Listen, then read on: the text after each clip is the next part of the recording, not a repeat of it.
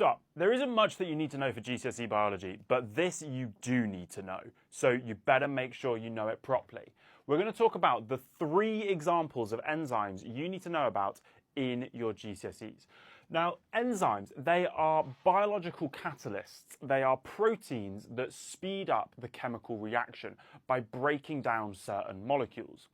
In our food, we have 3 main types of kind of biological molecules. We've got our carbohydrates, and an example of that carbohydrate is starch.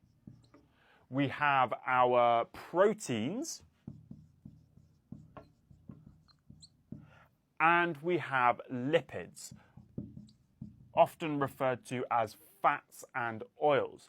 And we've got a different enzyme that's going to break down each of these 3 biological molecules because the enzyme is specific. It has an active site that is complementary to the substrate.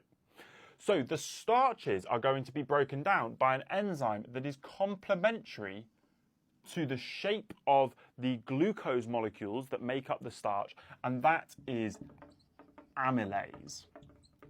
The amylase will break off these individual glucose from this polymer. Now, the amylase is produced in the salivary glands. It is also produced in the small intestine and in the pancreas. Our next enzyme that breaks down the proteins are proteases.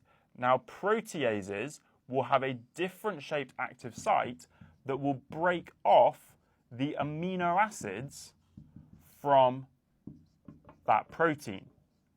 Now, the proteases are produced in the stomach, which means that they are adapted to a much lower pH. They are also produced in the pancreas and in the small intestine again. And then our third type of enzyme are going to break down our lipids, and that is our lipase. Now, our lipase enzyme here is going to break our lipids apart into our glycerol and our fatty acids. And the lipase enzymes are produced in the pancreas and in the small intestine.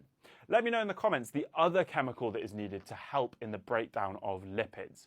All right, there's everything you need to know about the enzymes. Make sure you give me a follow so you find out everything else that you need to know in GCSE biology too.